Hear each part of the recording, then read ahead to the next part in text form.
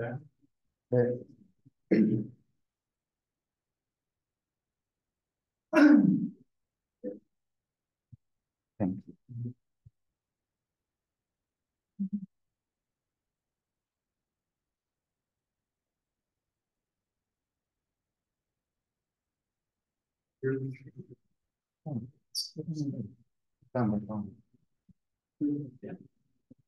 USB 꽂아놨어. 계단, 계단에. 그러면 시작하겠습니다. 음, 네. 저는 박사과정 방현수라고 하고요. 어, 이 정도로 말해도 잘 들리시나요? 뒤에까지? 네. 그러면 이제 오늘 발표 제목은 Understanding Non-Idealities in Neuromorphic Devices for In-Memory Computing이라고 써놨는데, 제목 그대로 인메모리 컴퓨팅에 사용되는 뉴로모픽 소자에서 발생하는 그런 넌 아이디얼리티, 비이상적인 특성에 대해서 주로 소개하는 시간이 될 것 같습니다. 그래서 이제 랩 세미나 발표를 하려니까는 막상 어떤 거를 발표해야 될지 잘 모르겠더라고요. 그래서 그럼 그냥 지금까지 한 것들을 한번 쭉 돌아보자라는 생각에서 정리를 해봤습니다. 그래서 뭐 파란색으로 표시한 것만 일자자로 썼던 논문이고요. 연구라는 걸 처음 시작했던 게 이제 2020년 대학교 4학년 때였는데 저 당시에는 뭐 어디 연구실에 소속이 되어 있었던 게 아니라 그냥 평범한 휴먼이었는데 그 당시에 다른 연구실에서 연구를 하고 있던 과 동기들이 어떠한 계기로 이제 저한테 연구를 좀 같이 하자 하는 것 좀 도와달라라고 해서 같이 시작을 했던 게 2020년 내내 이제 연구를 같이 하는 일로 이어졌었고 저 ICCV 논문에까지 공저자로 참여하는 결과로 안타깝게도 이어졌습니다. 그래서 아이리스랩에 들어왔던 건 이제 2020년 9월이었고요. 학부생 마지막 학기 때 들어와서 이제 마지막 학기 동안 뭐 논문을 많이 읽어보고 대학원 입학 후에 이제 본격적으로 연구를 시작을 했습니다. 당시에 이제 시작을 했던 주제가 바로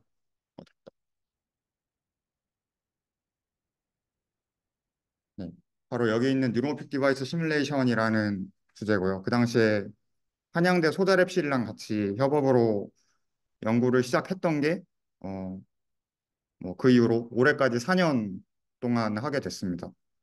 그래서 다른 연구실들과 이렇게 4개의 논문을 내고 또 자체적인 연구실에서의 논문도 이제 올해 대개서 발표를 하게 됐고요. 그래서 현재는 이 주제로는 모두 마무리가 된 상태고 뭐 석사 2년 차였던 2022년부터는 뭐 지금까지 해오고 있는 연구들을 또 시작을 하게 돼서 뭐 여러 가지를 병행을 했었습니다. 근데 오늘 발표할 거는 이제 여기 있는 뉴로모픽 디바이스 시뮬레이션 주제고요. 원래는 지금까지 4년 동안 했던 거를 좀 총체적으로 정리해서 발표를 하는 시간을 가지고 싶었는데 만들다 보니까 그러면 시간이 많이 오버될 것 같아서 어, 이 아래에 있는 주제는 더 다음에 기회가 있다면 말씀을 드리는 걸로 하겠습니다. 그래서 오늘은 이 뉴모픽 디바이스 시뮬레이션이라는 것에 대해서 이야기를 해볼 거고요. 근데 랩 세미나를 지금까지 쭉 보면서 느낀 게 되게 저는 들으면서 엄마 재밌다고 생각을 했거든요. 뭔가 다양하고 또 제가 전혀 모르는 주제들을 많이 들을 수 있어가지고 되게 흥미롭다는 생각을 했는데 그렇기 때문에 뭔가 제 발표도 이 연구실 많은 사람들 중에서 딱 나만이 얘기할 수 있는 게 아니면은 의미가 없겠다 이런 생각을 했었습니다. 그래서 좀 제 연구의 키워드를 3가지로 정리를 해봤는데 일단 첫 번째는 당연히 인메모리 컴퓨팅이고요. 저는 연구실에서 인메모리 컴퓨팅이라는 주제를 가장 오랫동안 연구를 해온 사람 중에 한 명입니다.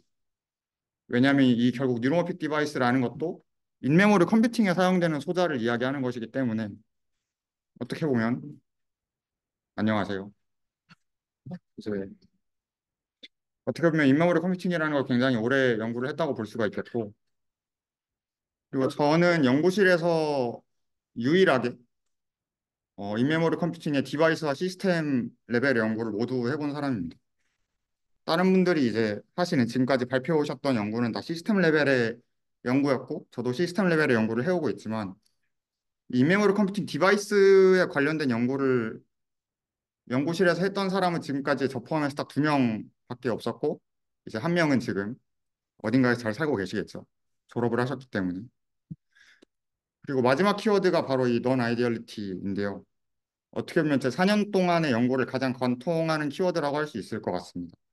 오늘 말씀드릴 내용에서도 그렇고 그리고 현재까지도 진행하고 있는 시스템 레벨의 연구도 그렇고 모두 어떤 비이상성을 해결하는 혹은 다루는 그런 연구를 해왔기 때문에 오늘 말씀드릴 것도 그리고 뭔가 다음에 언젠가 말씀을 드린다면 그때도 아마 이런 이야기를 하지 않을까 싶습니다.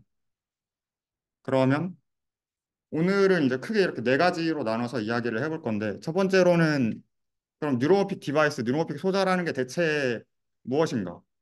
그리고 그 뉴로모픽 소자에서는 어떠한 비이상성이 발생을 하는가? 그리고 세 번째로는 뉴로모픽 디바이스 시뮬레이션이라는 건 무엇인가?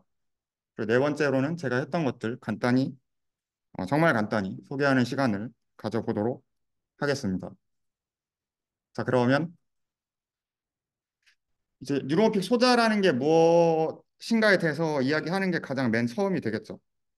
뉴로모픽 디바이스는 말 그대로 이제 인메모리 컴퓨팅에 사용되는 소자인데 지금까지의 발표들에서는 아마 이 측면을 좀 생각을 해보기가 어려우셨을 거예요.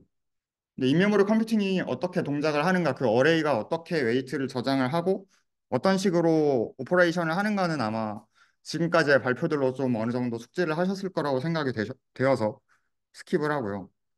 그러니까 결국 인메모리 컴퓨팅 어레이라는 게 존재를 하죠. 그리고 어레이마다 셀이라는 게 존재를 하고 그 셀마다 이제 웨이트를 저장을 하게 됩니다. 그 셀이 바로 뉴로모픽 디바이스입니다. 그 셀 하나하나가 다 뉴로모픽 소자인 거고요. 결국 뉴로모픽 소자라는 거는 IMC 시스템에서 데이터, 즉 웨이트를 저장하는 역할을 하는 소자입니다. 그러면 뉴로모픽 디바이스라는 게 왜 중요할까요? 그냥 웨이트를 저장하는구나. 오케이 하고 넘어가면 안 되는 걸까요? 안 됩니다. 왜 안 되냐면 세 가지 이유가 있어요. 일단 첫 번째로는 에너지 효율적인 측면입니다. 뉴로모픽 디바이스 성능이 에너지 효율이랑 직결되는 이유는 일단 소자가 동작을 해야 뭐 IMC 어레이가 일을 할 수가 있겠죠. 근데 이 소자가 동작을 할 때 인가하는 동작 전압과 전류가 굉장히 낮은 선에서 형성이 되어야 합니다. 그래야만 전력 소비량이 줄어들겠죠. 그리고 두 번째로는 비휘발적인 특성을 가지고 있는 소자인가? 이것도 중요한 문제입니다. 왜냐하면 같은 웨이트를 계속 저장하고 써야 되는 건데 계속해서 리프레시가 필요하다면 좀 전력 효율적인 측면에서 당연히 좋지는 않겠죠. 그러한 이유 때문에 현재 뉴로모픽 디바이스 커뮤니티에서는 계속 뭐 알렘 등을 위시한 논볼라타일 메모리를 연구를 하고 있는 거고요. 그리고 뉴로모픽 소자가 중요한 두 번째 이유는 집적 회로에서의 밀도와 확장성입니다. 조금 더 구체적으로 이야기를 하자면 같은 면적의 칩, 같은 면적의 어레이더라도 소자를 정말 빽빽하게 여러 개를 때려박을 수가 있어야 돼요. 그래야만 면적 효율을 챙길 수가 있겠죠. 그리고 두 번째로는 우리가 IMC 어레이의 소자를 하나만 쓰는 게 아니잖아요. 어레이 하나만 해도 일반적으로 10,000개 내외, 안녕하세요. 10,000개 내외 소자가 들어가게 될 텐데, 그럼 이 소자를 쉽게 양산을 할 수가 있는가? 라지 스케일의 공정이 가능한가도 굉장히 중요한 측면이 됩니다. 그 말인 즉슨 10,000개를 만들어내든 10만 개를 만들어내든 100만 개를 만들어내든 이 소자들이 얼마나 균일하고 규칙적인 특성을 가질 수가 있는가의 이야기가 되겠죠. 그리고 뉴로모픽 소자가 중요한 마지막 세 번째 이유는 이게 가장 핵심이라고 할 수가 있습니다. 이게 가장 핵심이고 디바이스 시뮬레이션을 하는 입장에서는 사실상 이거를 타겟팅해서 시뮬레이션을 하는 거고요. 그러니까 웨이트 저장의 정확성입니다. 이게 어떤 말인가? 웨이트를 그냥 저장하면 되는 것이 아닌가 생각을 할 수가 있겠지만 이건 좀 중요하기 때문에 간단한 예시를 한번 들어볼게요. 우리가 흔히 생각하는 DNN의 웨이트가 있습니다. 이 DNN의 웨이트는 소프트웨어로 입력이 되고 우리가 흔히 아는 기존의 컴퓨터 아키텍처 어디선가에서 디지털 레프레젠테이션으로 저장이 되겠죠. 그러니까 이 값을 저장하는데 문제가 없다라는 이야기예요. 예를 들어보자면 우리가 4라는 웨이트를 저장한다고 칩시다. 4라는 웨이트를 저장한다고 쳤을 때 4를 입력하면 그대로 4가 저장이 되겠죠. 이거는 뭐 의심할 여지가 없는 그런 명확한 어떤 전제입니다. 근데 이 4라는 웨이트를 우리가 IMC 시스템으로 옮긴다고 해볼게요. 근데 IMC 시스템에서 웨이트가 뭘로 저장이 되냐라고 하면 어떤 전기적인 레프레젠테이션으로 저장이 되는 겁니다. 정확히는 컨덕턴스라고 하는 전도도라고 하는 물리량, 전기량으로 저장이 되는 거죠. 그러니까 우리가 똑같이 4라는 웨이트를 저장을 하고 싶으면 이게 정확히 4라는 값으로 저장이 될까요? 어떤 특정한 컨덕턴스라고 하는 물리량, 전기량을 정확히 4.000000에 맞출 수가 있을까요? 당연히 그럴 수가 없습니다. 이건 물리량이니까. 우리가 마치 저울에 뭐 200g을 올려놓아라라고 했을 때 우리가 손으로 집어서 올려놓으면 한 번에 200g이 될 수가 없잖아요. 물리량이라는 건 그만큼 인간이 컨트롤하기는 어려운. 구체적으로는 뭐 노이즈와 베리에이션이라는 그리고 환경적으로는 뭐 온도, 공정의 과정, 그리고 인가하는 전압 이런 모든 것들의 영향을 많이 받기 때문에 굉장히 어렵습니다. 그래서 그 아마 아날로그 회로 수업에서 쓰는 그 교과서 거의 맨 처음 부분에 나오는 게 아날로그 디자인 옥타곤이라는 그림이 있거든요. 그게 아날로그 디자인을 할 때 영향을 미치는 고려해야 하는 8가지 요인을 옥타곤으로 만들어 놓고 그 서로가 어떻게 영향을 미치는지 뭐 보여주는 그런 그림이 있습니다. 방금 떠올랐는데. 아무튼 그런 그림을 보면 아날로그로 무언가를 설계한다는 게 얼마나 어려운 일인지 딱 와닿을 수가 있겠죠. 그렇기 때문에 소자의 성능이 좋으면 우리가 4라는 웨이트를 저장을 하고 싶을 때 최대한 그 근사치에 가깝게 저장을 할 수가 있다는 거예요. 근데 소자의 성능이 안 좋으면 당연히 웨이트의 값이 크게 왜곡이 될 수밖에 없습니다. 근데 소자마다 이런 일이 다 일어난다고 생각을 하면, 즉 웨이트마다 이런 일이 다 일어난다고 생각을 하면 당연히 어떤 시스템의 치명적인 오작동을 불러올 수밖에 없는 거예요. 저기 오른쪽 그림처럼. 자, 그래서 근데 디바이스 커뮤니티에서 이야기하는 거는 지금까지 우리가 랩셈이나 발표에서 들어왔던 것과는 조금 다른 도메인을 전제를 하고 있습니다. 우리가 지금까지 봐온 거는 다 이제 인퍼런스를 전제로 하는 인퍼런스 가속기에 해당을 하죠. 근데 뉴로픽 디바이스 소자 커뮤니티에서는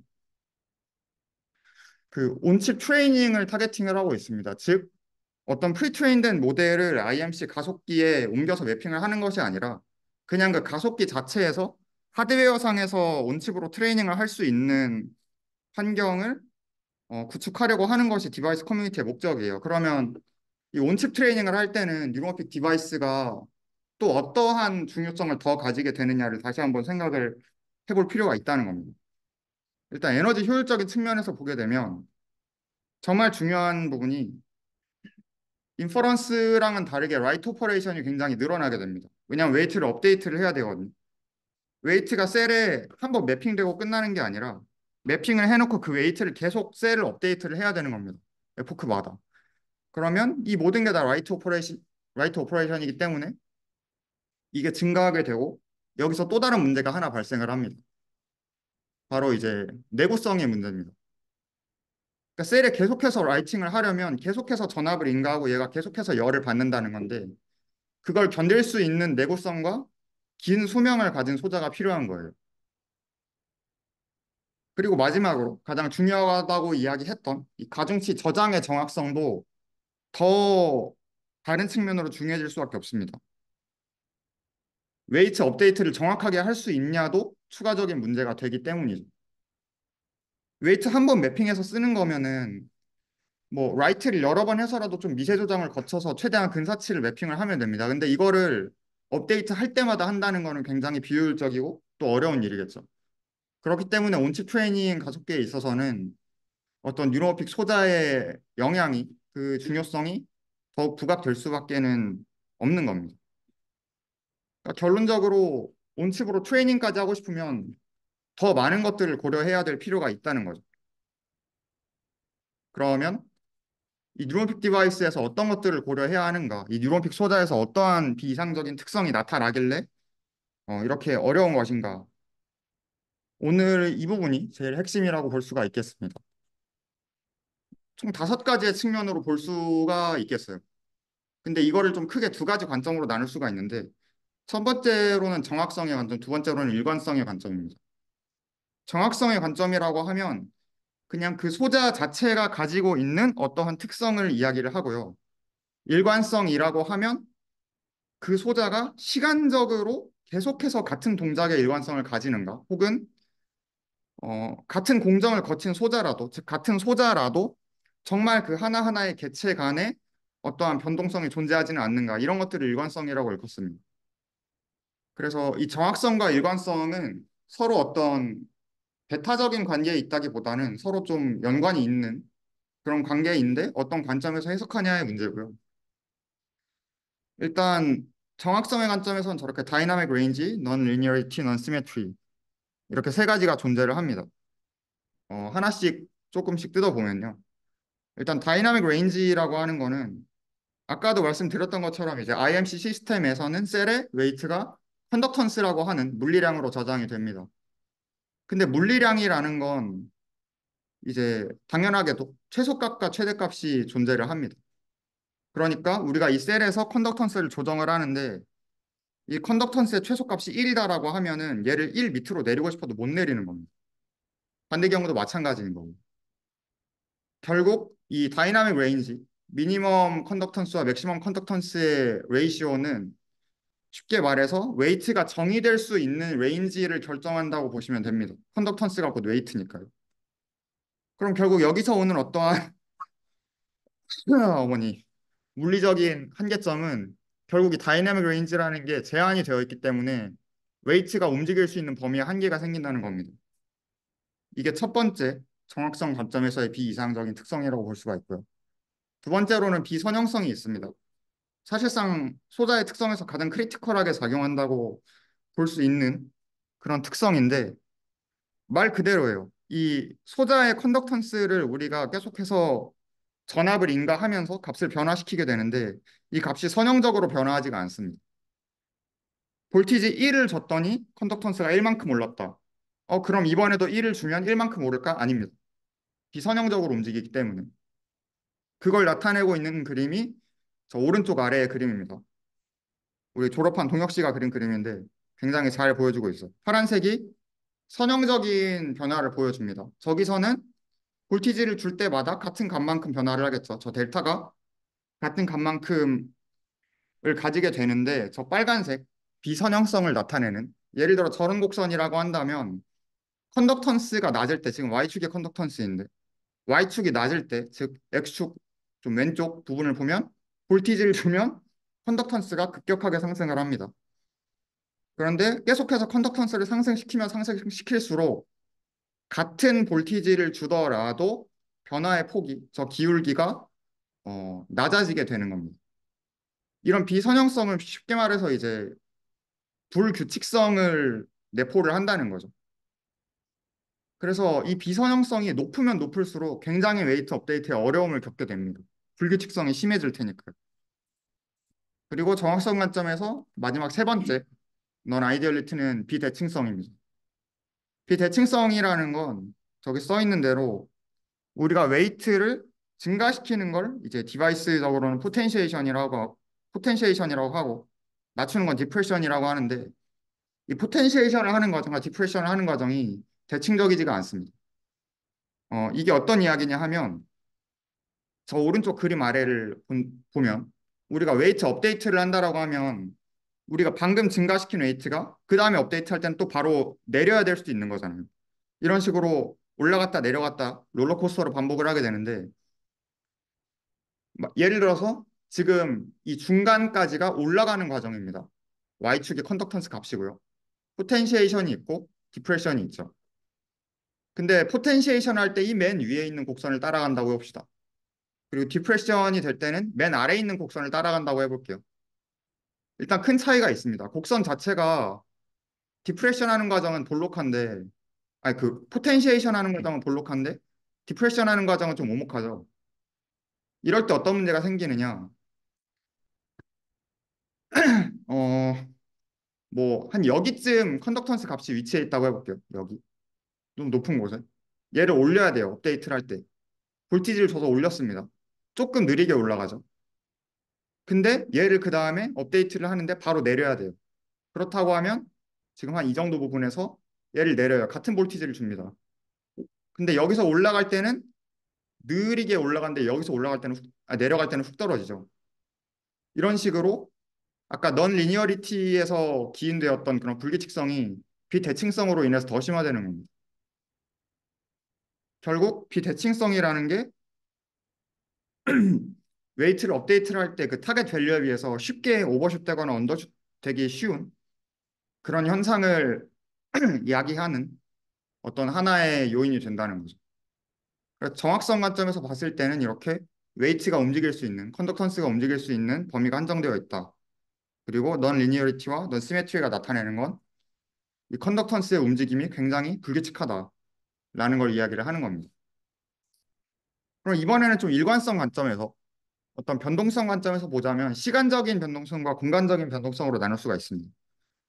먼저 시간적인 변동성은 같은 소자 개체 안에서 같은 소자 개체가 가지는 특성이 시간에 따라서 얼마나 변동하는가의 이야기입니다. 그러니까 방금 이야기했던 이런 비선형성을 생각하면 쉽게 이해가 되겠죠. 우리가 여기서는 같은 볼티지를 줘도 가파르게 올라가는데 시간이 지나서 컨덕턴스가 상승했을 때 볼티지를 주게 되면 아주 완만하게 올라가는 거. 뭐 이런 현상들이 있을 거고. 근데 더 문제가 되는 건 이제 공간적 변동성입니다. 각 소자 개체 간에 얼마만큼의 차이를 보이는가의 문제인 거죠.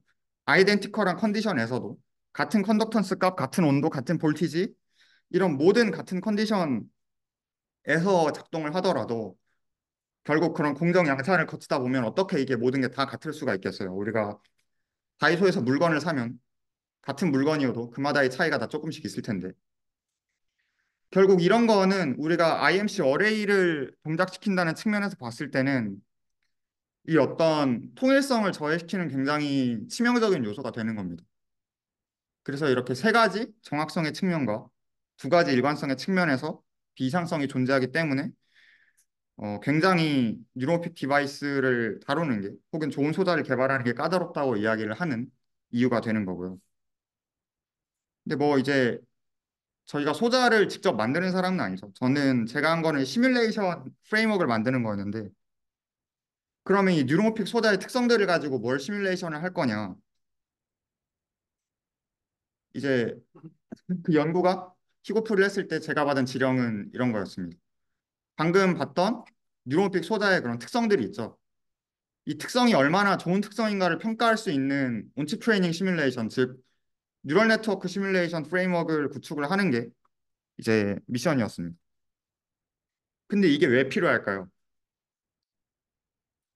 왜 필요한가라는 질문을 던지는 이유는 이런 뉴럴 네트워크를 통한 시뮬레이션이 없어도 앞에서 봤던 특성들이 좋은가 아닌가는 그 자체만으로도 판별을 할 수가 있어요. 디바이스에서 특성 값을 뽑아냈다. 다이나믹 레인지는 넓으면 좋은 거고, 비선형성, 비대칭성은 낮으면 좋은 거고, 변동성은 적으면 좋은 거죠. 이렇게 평가를 어세스먼트를 할 수가 있는데, 왜 이걸 굳이 뉴럴 네트워크를 사용을 해서 시뮬레이션을 해야 될까요? 명목적으로 세 가지 이유가 있습니다. 첫 번째로는 시스템 레벨에서 이 소자의 특성이 미치는 영향을 평가하기 위해서입니다. 소자 하나를 봤을 때는 이 소자가 좋다 안 좋다 이야기할 수 있죠. 근데 실제로 뉴럴 네트워크를 이 소자들을 통해서 구현을 했을 때 얼마나 영향을 미치느냐 이런 건 또 다른 관점에서의 이야기가 될 겁니다. 두 번째로는 뭐 하드웨어 알고리즘 코디자인이라고 써놨는데 구체적으로 내포하는 뜻은 이겁니다. 우리가 알고리즘적으로 뉴럴 네트워크를 학습하는 그런 엘리먼트라고 하면 백프로퍼게이션을 떠올릴 수가 있죠.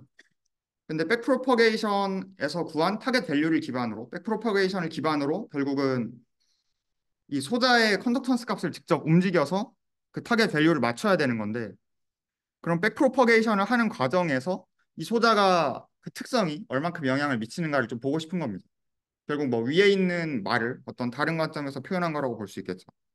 시스템 레벨에서의 평가. 마지막 세 번째는 소프트웨어와 하드웨어 성능의 비교라고 써놨는데 그냥 쉽게 말해서 우리가 흔히 그냥 컴퓨터로 구현하는 뉴럴 네트워크의 그런 아이디어란 성능에 비해서 이 소자의 특성을 가지고 트레이닝을 한다면 얼마나 근접할 수가 있는가를 좀 확인하기 위해서입니다. 이러한 까닭들로 인해서 디바이스 커뮤니티에서는 뉴런픽 소자를 만들었을 때 뉴럴 네트워크 시뮬레이션 결과를 반드시 넣게끔 하고 있습니다. 그래서 제가 한 것들을 이제 좀 간단히 소개를 드리면요. 방금 이야기했던 것처럼 이제 이 뉴런픽 소자의 특성을 평가하기 위한 시뮬레이션, 뉴럴 네트워크 시뮬레이션을 구축을 하는 게 이제 2021년 이 팟캐스트를 당시에 처음으로 시작을 한 워크였습니다. 그러니까 중요한 건 이거예요. 소자의 특성을 반영한 트레이닝 시뮬레이션이어야 한다. 우리가 흔히 그냥 백프로퍼게이션을 가지고 웨이트를 업데이트하는 그런 트레이닝이 아니라 그 과정에서 반드시 웨이트 값이 소자의 특성에 따라서 변화해야 한다라는 전제를 이 시뮬레이션 안에 반영을 해야 되는 겁니다.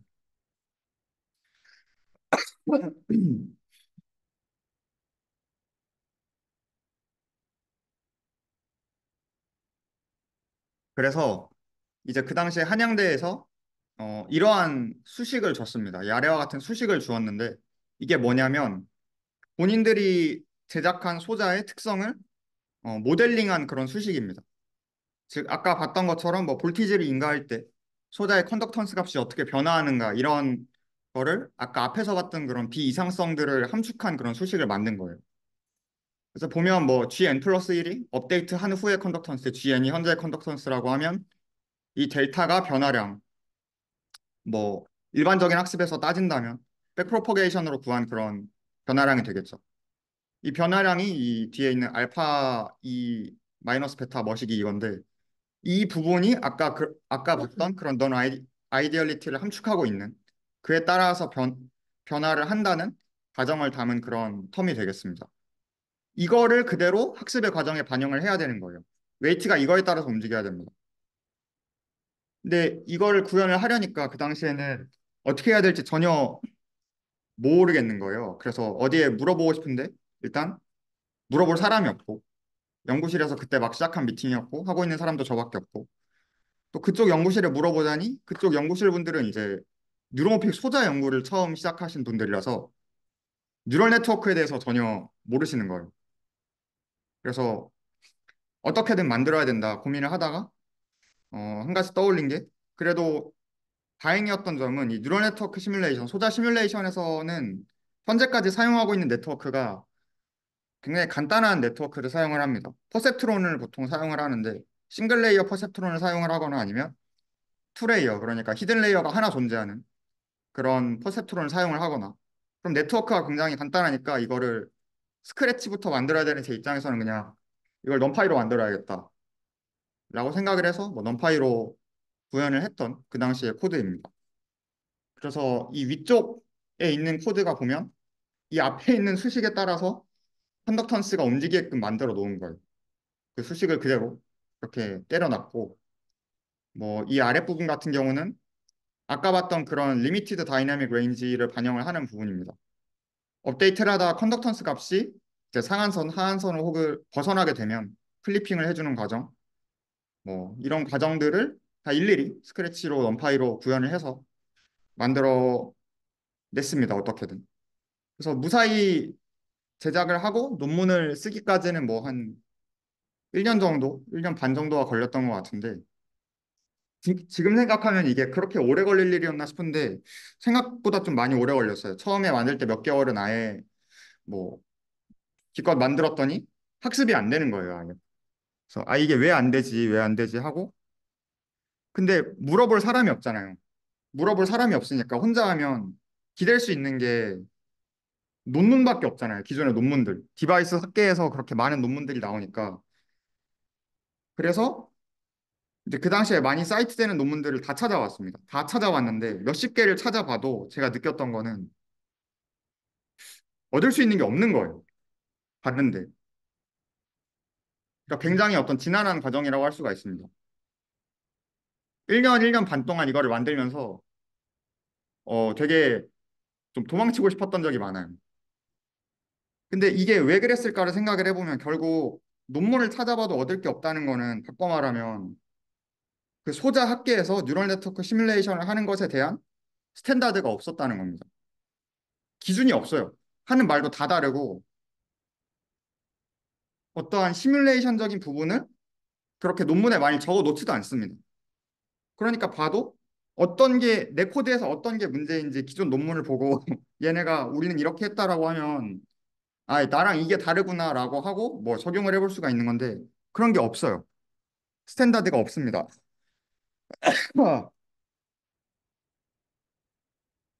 이게 너무 좀 그 당시에 이제 흔히 하는 말로 너무 킹받았습니다. 이게 얻을 수 있는 게 없으니까 그럼 뭐 만들면 되죠. 그래서 뭐 그런 생각을 시작으로 진행이 되었던 게 이 트레인드심 올해 덱에서 발표한 논문인데 제가 일자자로 참여한 것은 아니고 이제 졸업한 우리 동혁 씨가 일자자로 작업을 했던 논문입니다. 저는 이제 공저자로 참여를 해서 이 트렌드심이라는 연구, 이 프로젝트가 시작할 때 어떤 개요, 제가 생각했을 때 나아가야 될 방향이랑 그리고 그 당시에 제가 만들었던 시뮬레이션 프레임워크의 최종 버전 코드 이런 것들을 동혁 씨한테 인수인계를 했어요. 그리고 동혁 씨가 진행을 하는 과정에 있어서 모르는 부분이나 논의해야 될 부분이 있을 때 그냥 뭐 이제 도와주고 논문 작업 도와주고 같이 쓰고 그렇게 진행을 했었습니다. 이 논문에 대해서 그냥 간단히만 소개를 드리면요. 목표는 두 가지였습니다. 일단 이게 아무래도 소자 특성을 모델링하고 그걸 기반으로 시뮬레이션을 하다 보니까 기준이 없다는 건 결국 이제 모델링 테크닉이 그 당시에 소자학계에 여러 개가 있었다는 건데 이 소자 특성을 결국 시뮬레이션에 반영을 하려면 어떤 모델링이 부분 부분 필요한데 이게 좀 한 가지가 아니에요. 논문을 찾아보면 어떤 요소마다 한 세 가지씩은 있습니다. 그러니까 아까 봤던 이런 것들이 모델링이거든요. 이런 거. 근데 이걸 쓰는 게 논문마다 다 다르다는 거예요. 저희랑 같이 한 거는 이 수식을 썼는데 논문을 찾아보니까 이런 수식이 한 두 개 더 있어요. 그래서, 그래서 저는 이제 이 모델링에 맞춰서 시뮬레이션 프레임워크를 만들었던 거죠. 근데 바꿔서 생각을 하면은 소자 하시는 분들은 그 뉴럴 네트워크에 대해서 당연히 잘 모를 수밖에 없죠. 제가 소자를 모르는 것처럼. 이렇게 기존 논문을 보고 소자 연구하는 사람들이 모델링을 했다 칩시다. 근데 본인이 사용하려는 시뮬레이터가 이 모델링을 지원하지 않아요. 그러면 이건 굉장한 어떤 사고가 되겠죠. 그렇기 때문에 기존 소자학계에 존재하는 모델링 기법을 다 옵션으로 지원하는 시뮬레이션 프레임워크를 만드는 거. 이게 첫 번째. 두 번째로는 소자 특성을 기존 시뮬레이터보다 좀 더 정확하게 반영을 하는 거. 이게 두 번째 목적이었습니다. 그래서 그냥 각각의 사례를 한 가지씩만 소개를 드리면 일단 아까 보여드렸던 수식이 컨덕턴스 모델링하는 수식이거든요. 이게 총 합계에는 세 가지가 있었습니다. 동혁 씨가 이렇게 그래프로 예쁘게 표현을 해놨는데요. 이게 나타내는 건 뭐냐면 지금 보면 이 곡선들이 각 왼쪽 가운데 오른쪽이 이거 죽겠다. 이게 다 같은 특성을 가지고 있는 소다들입니다. 근데 모델링을 어떻게 하느냐에 따라서 예측되는 결과들이 이렇게 다르다는 거예요. 그래서 이 모델링 수식들을 동혁 씨가 다 지원을 하는 그런 코드를 이제 새로 추가를 했습니다. 이런 식으로 뭐 컨덕턴스 모델링뿐만이 아니라 다른 요소에 대해서도 기존 학계에 존재하던 거를 다 통합해서 일단 시뮬레이션 프레임워크를 만들었고 두 번째로는 이게 논문에서 굉장히 메인 토픽으로 다뤘던 건데 기존 시뮬레이터와의 비교거든요. 이제 흔히 IMC 시뮬레이터라고 하면 제일 유명한 게 뉴로심인데 뉴로심이 그 버전이 두 가지가 있습니다. 인퍼런스 가속기 버전이 있고 그리고 온칩 트레이닝 가속기 버전이 있어요. 이제 우리 연구실에서 주로 사용을 하는 건 전자인데 이제 여기서 이야기하는 거 후자고요. 온칩 트레이닝을 이야기하는 거니까.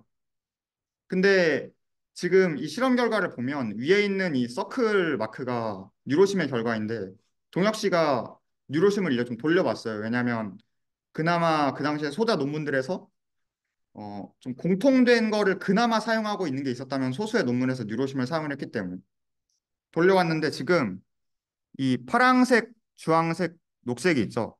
녹색이 가장 안 좋은 소자 특성을 가진 거고 주황색이 그 다음, 그리고 파란색이 제일 좋은 소자 특성을 가진 겁니다. 그리고 왼쪽 그래프에서는 X축이 오른쪽으로 갈수록 소자 특성이 급격하게 안 좋아지는 거를 표현하라는 건데, 뉴로시무를 돌려봤더니 좀 X축의 변화에 대해서는 굉장히 컨시스턴트하고, 그리고 각 소자에 대해서는 좀 반대 경향성의 결과가 나오고 있죠. 파란색이 제일 좋은 특성을 가지고 있는데. 그리고 오른쪽 그래프에서도 마찬가지인데 또 파란색이 제일 안 나오고 있고, 오른쪽 그래프에서는 X축이 오른쪽으로 갈수록 좋은 소자 특성을 가지고 있는 건데, 뭐 이러한 경향성이 잘 반영이 안 되고 있죠. 동혁 씨가 이제 이거를 돌려보고 저한테 이거 좀 이상하다. 그래서 제가 아, 그러면 왜 이상한지 한번 찾아보는 게 어떨까요? 그래서 동혁 씨가 코드를 뜯어봤습니다.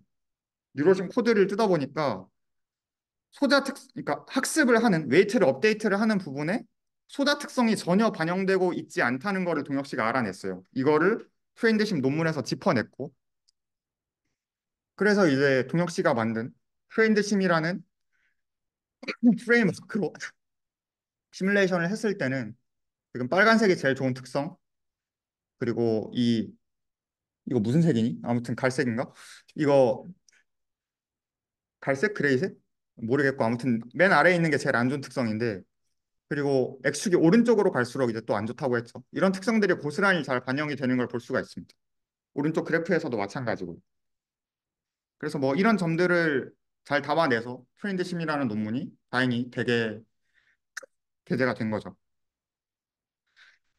그렇지만 어떤 여전히 한계점은 존재를 하고 있습니다. 이건 저희 워크의 한계점이라기보다는 뉴로모픽 소자 학계, 소자 커뮤니티에 아직까지 남아있는 한계점이라고 생각을 하는데, 일단 첫 번째로는 온칩 트레이닝이 왜 필요한가에 대한 설득을, 그런 설득 근거가 제대로 있는 논문을 아직 본 적이 없습니다. 그러니까 일반적으로는 학습을 GPU에서 하고 인퍼런스 가속기에 매핑을 해서 이제 아무튼 실전은 인퍼런스잖아요. 그거를 가속하는 그런 형태의 가속기를 우리가 많이 볼 수가 있는데, 왜 굳이 하드웨어 위에서 트레이닝까지 해야 되는가? 이미 GPU로도 트레이닝이 잘 되는데 어떤 앞에서 봤던 이런 비이상적인 특성을 모두 다 떠안고 온칩 트레이닝을 해야 되는 이유가 뭔가에 대한 생각을 어, 이 시뮬레이션 프레임워크를 개발하던 초기부터 쭉 했었습니다. 그리고 소자학계에서 지금 연구하는 소자는 뭐 흔히 리렘이라고 불리는 맵리스터라고 하는 그런 소자를 연구를 하고 있어요. 이 소자가 제일 그 신소자거든요. 맵리스터가. 근데 이 맵리스터라고 하는 소자의 특성은 사실 온칩 트레이닝에 굉장히 적합하지가 않습니다. 왜냐하면 라이트를 하는 데 있어서 굉장히 비효율적인 소자예요. 라이트를 할 때 전력 소모량이 크고 리램은 다른 소자에 비해서 내구성이 많이 떨어집니다. 물론 뭐 바꿔 말하면 이제 리램이 인퍼런스에서는 굉장히 강점을 가지니까 온칩 트레이닝에서도 잘 작동하는 리램을 만들면은 이제 뭐 완전체가 될 수 있다 이렇게 생각을 할 수도 있겠지만, 아무튼 그런 것들을 감안하더라도 온칩 트레이닝을 왜 해야 되는가에 대한 의문은 좀 여전히 해소가 안 되는 것 같습니다. 두 번째로는 사실 명목상으로는 시스템 레벨의 어세스먼트를 한다고 했는데 실질적으로는 그렇지가 않아요. 왜냐하면 시뮬레이션의 소자 특성만을 반영을 하는 게, 사실 우리가 시스템 레벨에서 보면 정확도나 효율에 영향을 미칠 수 있는 뭐 수십 수백 가지 요인들이 있을 텐데 당장 회로 레벨에서만 봐도 그렇고요. 근데 이 소자 합계가 시뮬레이션을 하는 방법론은 이렇습니다. 소자 하나를 만들어요. 소자를 이제 계속 여러 개를 만들어 보는 거예요. 그러면서 그 소자 하나하나마다 특성을 뽑습니다. 그럼 이제 이 중에 잘 나온 거 가지고 이 특성을 보여주는, 그러니까 우리가 흔히 말하는 뭐 혹은 하기도 하는 그런 체리피킹이라고도 살짝 확장을 하면 그렇게 해석을 할 수가 있을 것 같아요. 근데 뭐 이런 면면을 떠나서 단일 소자의 특성만을 그 측정을 하고 이거 가지고 시뮬레이션을 한다는 거는 결정적으로 아까 이야기했던 어떤 공간적인 변동성, 한 어레이 안에 있는 그런 만 개 내외의 소자들이 어떻게 변동성을 가지는지 이런 것들이 전혀 반영이 되고 있지가 않죠. 그러니까 실질적으로는 당장 회로 레벨에서의 시뮬레이션만 봐도 이 단일 소자 레벨의 시뮬레이션은 현실과는 괴리가 굉장히 클 거라는 이야기입니다. 물론 소자 특성을 서로 비교해서 평가할 때는 굉장히 어떤 용이한 그런 수단이 될 수는 있겠지만 말이죠. 그래서 실질적으로는 시스템 레벨의 평가라고 하기는 좀 어렵습니다. 뭐 이런 한계점들이 여전히 존재한다고 생각을 하고요. 그래서 사실 어떤 어 이거를 초기에 개발을 하던 처음 한 석사 1, 2년 차의 과정에서 이 두 가지 생각 때문에 굉장히 어 고민을 많이 했어요. 그래서 아 나도 뭔가 좀 더 시스템 레벨의 하이 레벨의 뭔가를 해보고 싶은데라는 그런 생각이 결국 석사 2년 차 때부터 그런 이제 저희 지금 IMC 팀에서 하고 있는 연구에 이제 같이 뛰어들게 만들었던 그런 하나의 모티베이션이 됐고요. 뭐 이렇게 힘든 과정을 많이 겪었지만은 어떤 이제 발표에 맺은 말을 하자면 그래도 앞에서 봤던 그런 이 소자 시뮬레이션 논문들은 다 되게 저한테는 좀 큰 의미가 있었다고 생각을 하고요. 특히 이제 동혁 씨랑 같이 했던 트레인드 심이라는 논문은 좀 제가 일저자로 작업을 한 건 아니지만 개인적으로는 일저자 논문만큼이나 뭐라고 할까요? 약간 소중하게 중요하게 생각을 하는 논문입니다. 왜냐하면 이제 어떤 스탠다드가 없기 때문에 그리고 어떤 도움을 받을 수 있는 곳이 없기 때문에 굉장히 고생을 하면서 만들었다고 말씀을 드렸는데 이제 이거를 석사 1학기 때 시작을 해서 2기 때 막 한창 개발을 하고 있을 때 동혁 씨가 학부연구생으로 이 미팅에 들어왔어요. 그래서 그때 생각을 했던 게 그러면 동혁 씨가 만약에 입학을 하면은 내가 하던 거를 이어받거나 해서 이제 연구를 할 거잖아요. 근데 뭔가 내가 겪은 거랑 같은 과정을 겪게 하고 싶지는 않은 거예요.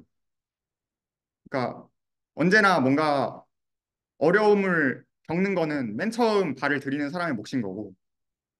그래서 이제 동혁 씨가 학부연구생을 할 때, 한 1, 2주에 한 번씩은 저희 둘이서 자체 미팅을 항상 가졌습니다. 그래서 제가 이번 교수님들과의 미팅에서 발표했던 내용 알려주고, 제가 방금까지 이야기했던 그런 기본적인 내용들 다 알려주고, 모르는 게 있으면 동혁 씨가 저한테 물어보고, 그렇게 해서 이 트레인드 심이라는 프로젝트를 시작을 할 때는 이미 동혁 씨가 이런 부분들에 대해서 저만큼의 지식을 다 가지고 있었어요.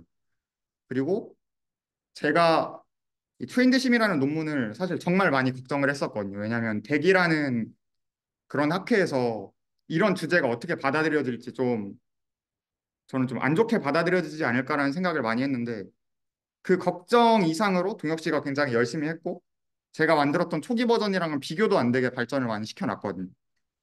그래서 이 논문이 대기라는 곳에 어셉이 됐을 때 뭔가 저는 연구실 생활을 지금 학부생 때부터 한 4년 넘게 하면서 굉장히 많은 사람들의 도움을 받았다고 생각을 하는데 연구실 안에서 나도 누군가에게는 도움이 되었을 수 있겠다. 이런 생각이 들게 만들었던 작업이라서 저한테는 굉장히 큰 의미가 있습니다. 그래서 뭐 앞으로도 연구실 안에서 서로 좀 도움을 주고받으면서 즐겁게 네, 연구를 해 나갔으면 좋겠습니다. 발표는 여기까지입니다.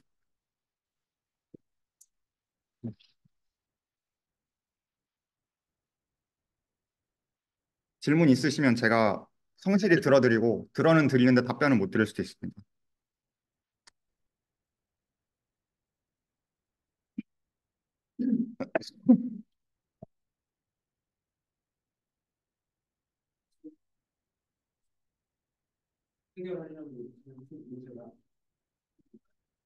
사실 이 주제로 하는 연구들은 아까 말씀드렸던 것처럼 이제 올해 한 상반기쯤에 다 마무리가 된 상태인데요. 현재는 이런 소자 레벨에서 보는 연구는 뭐 지금은 진행을 하고 있지는 않습니다. 왜냐하면 이 두 가지를 굉장히 고민을 많이 했다고 했잖아요. 근데 일단 지금의 저로서는 좀 사실은 마땅히 해결할 만한 어떤 지점을 좀 찾지는 못한 것 같아요. 일단 첫 번째 이유로는 제가 디바이스를 전공한 사람이 아니기 때문에 뭐 학부 때 디바이스 수업을 한 개도 듣지 않았고 이제 오늘 말씀드린 게 어떻게 보면 사실상 이 부분 제 지식의 전부라고 볼 수 있는데, 어, 저는 이 시스템 레벨의 평가라는 게 사실 시스템 레벨에서 그 아래 있는 하위 단계의 모든 것들이 다 반영된 시뮬레이션을 할 수 있다면 더없이 좋겠지만, 일단 지금의 제 역량으로는 좀 부족한 것 같고, 그렇다고 하면 이 IMC라는 토픽, 이 대전제 안에서 제가 조금 더 잘 할 수 있을 법한 거를 해보고자 했고, 그래서 이제 지금 저희 IMC 팀에서 하는 연구들을 좀 같이 하고 있는 거고요. 뭐 아직 아쉽지만 이 소자 레벨에서는 좀 해결할 만한 지점을 제가 내놓고 있지는 못한 것 같습니다.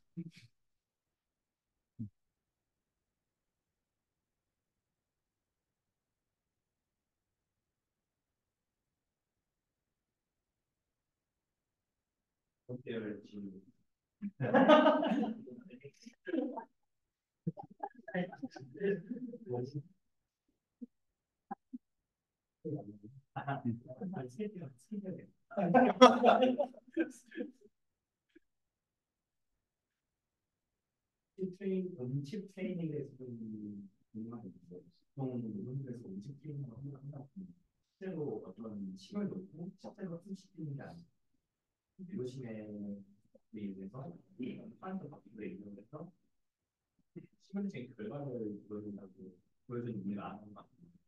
실제로도 이로심을 이용하지 않고 실제로 어떤 하드웨어 심을 이용해서 분명히 문제가 수식이고 이게 인프런스를 기계적인 결과를 보여주는 의미도 있습니다. 그러니까 실제로 온칩 트레이닝을 한 사례가 있는가를 말씀을 하시는 건가요? 어, 뭐 우리가 봐왔듯이 인퍼런스 가속기 같은 경우는 실제 칩을 만들어낸 경우를 몇몇 개 볼 수 있었는데, 일단 제가 기억하기로는 실제로 온칩 트레이닝을 실행해서 작동이 되는 걸 보여준 사례는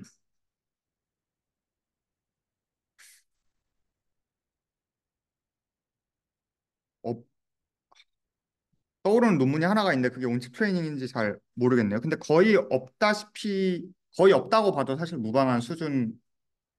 그리고 디바이스 학계에서 이야기하는 온칩 트레이닝은 실제로 이제 스크래치 이니셜 모델부터 진짜로 온칩 트레이닝을 하는 거를 일단 전제로 하고 있거든요. 네, 그렇습니다.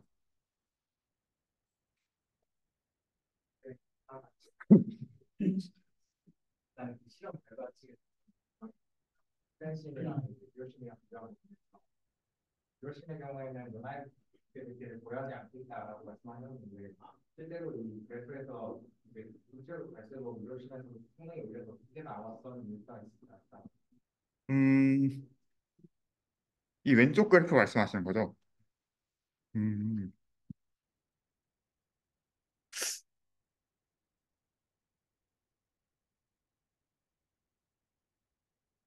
일단은 이 뉴로심 지금 여기 가로축에 비선형성을 수치화한 부분인데, 어, 뉴로심의 실제 학습 코드를 보면 비선형성이 반영이 되고 있는 부분은 아예 없습니다. 아예 없고, 그나마 파라미터로 들어가 있는 게 다이나믹 레인지가 파라미터로 들어가 있는데, 음,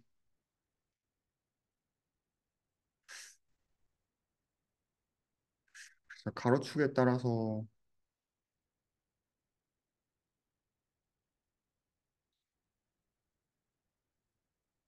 음,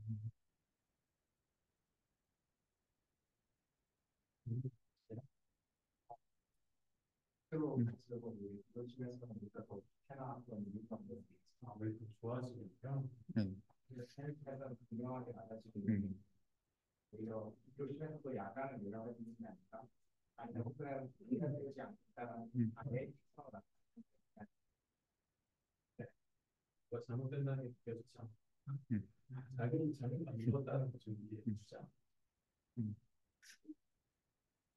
사실 뭐 말씀하신 부분은 좀 저희가 구체적으로 생각을 해보지는 않았던 것 같아요. 이게 그러니까 소자의 특성에 반하는 경향성이 나타난다는 것에만 집중을 했지. 뭔가 이게 여기서 왜 올라갈까라는 생각은 좀 해보지는 않았던 것 같습니다. 그래서 거기까지는 솔직히 저도 지금은 떠오르는 바가 없고, 네. 완전히 반대의 경향성이 나타난다 정도로 이해를 해주시면 되지 않을까 싶습니다.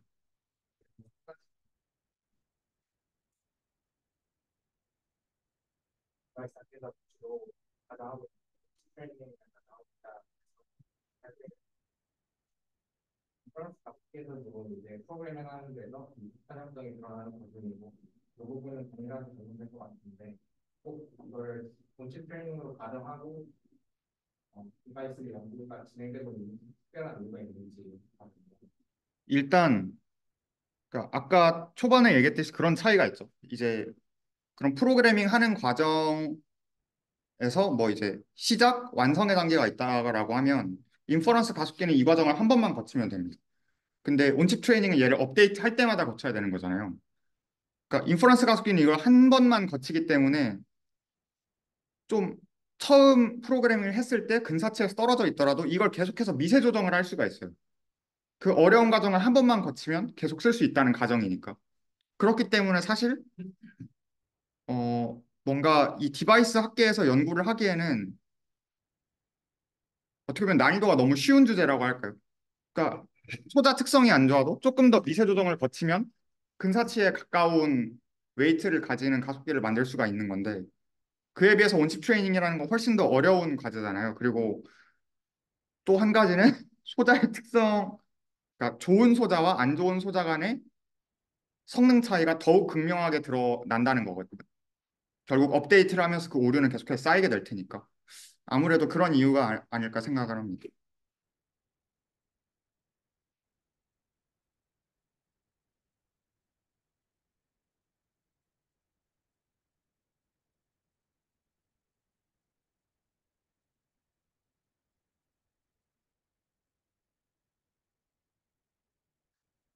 세 번째로 목표가 하나요?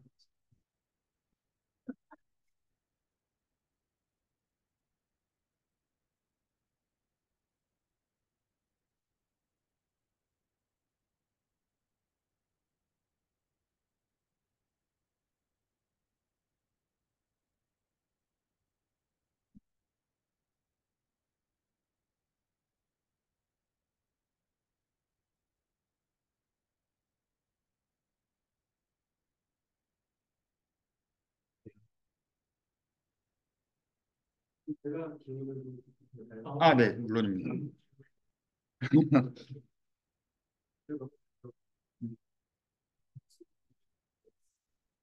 그 유로목집 디바이스의 그 어떤 모티베이션이나 뭐 특징들은 잘 봤는데 그 실체 동작 메커니즘이나 이런 것들을 보지 못했어요. 네네.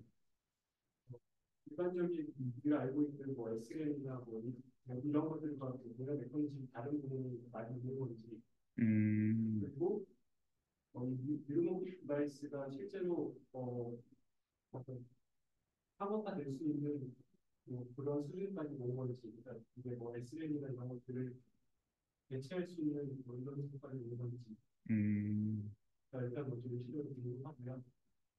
그리고 류곡빅 디바이스가 어떤 개발 단계에 쭉 놓여 있다면 지금 이렇게 분석하셨던 어떤 비이상적인 특성들이 바뀔 거잖아요. 그래서 네. 다른 거잖아요. 제조 업체마다도 뭐 그런 특성들이 음, 바뀌는 거고 기술의 어떤 머추어 단계에 있더라도 공정 아주 사소한 특성에 따른 부분들 다 달라질 텐데 이런 것들을 정확하게 반영할 수 있을까? 음, 라는 의구심이 있고요. 네네. 그리고 아직 그 논리니어리티의 특성에 대해서 뭐 썸머리라던가 어떤 전국 간의 어떤 기생식이라 뭐 그런 지역적 특성 그리고 그런 것들도 당연히 많이 되는 것 같고 네.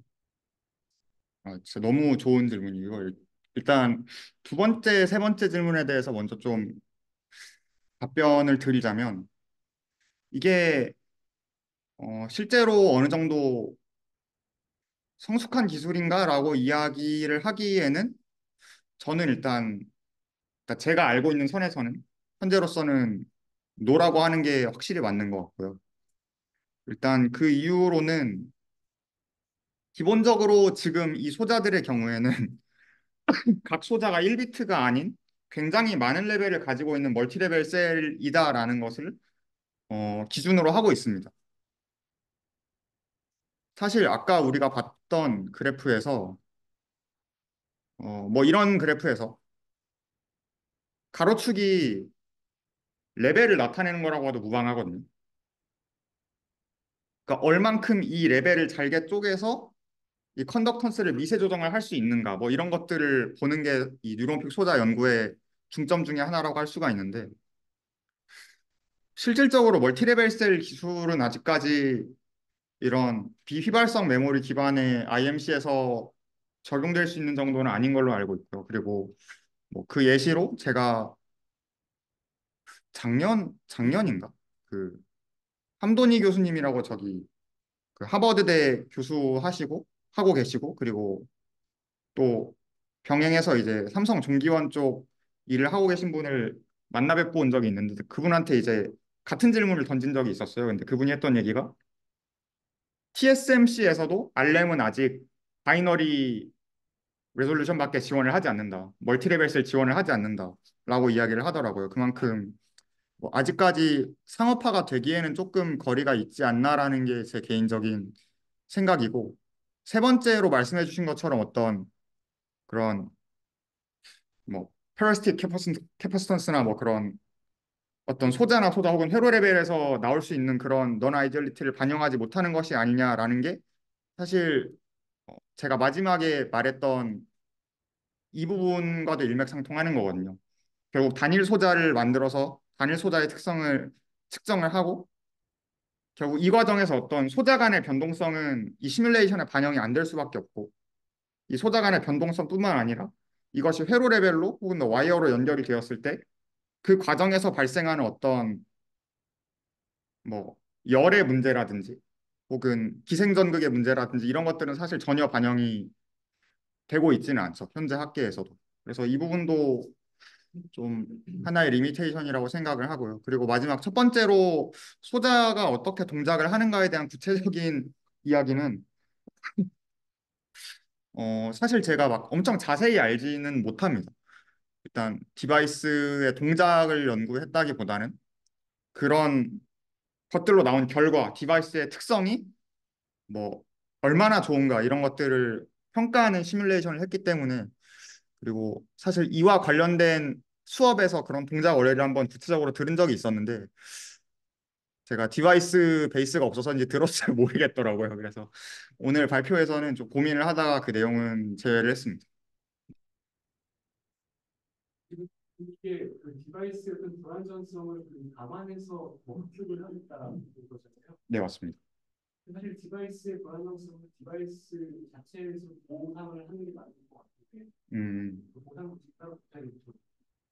아이디어라는 상황에서 디바이스 보상을 한다라고 해서 이제 분명히 네트워크가 실행이 돼야 되고 보상을 별도로 있는 상태에서 근데 뭐 미세한 것들은 완전히 보상할 수 없으니 알고리즘 레벨에서 로버스테이스를 가질 수 있도록 음. 뭐 HDC 같이 그런 종류의 접근이 있으면 좋을 것 같아요. 실제로 현재도 많이 있고 있어 왔습니다. 결국 이런 것들이 어떤 총체적인 베리에이션이나 노이즈의 형태로 나타나게 되는 거잖아요. 근데 어떤 그런 것들의 디스트리뷰션을 모델링해서 뭐 그걸 완화하는 학습 기법이라든지 혹은 후처리 기법이라든지 그런 것들은 많이 연구가 되어 왔고 제가 지금 하고 있는 연구도 좀 그런 비슷한 종류의 뭐 오늘 이야기한 것과는 조금 다른 종류의 디펙트지만 그런 디펙트들을 알고리즘 레벨에서 다루는 연구들을 하고 있고 네, 이번 대개 제출한 논문도 좀 그런 주제를 다루고 있고요. 그래서 이미 저희 연구실에서도 뭐 저 포함해서 다른 분들도 관심을 가지고 있는 주제입니다. 감사합니다.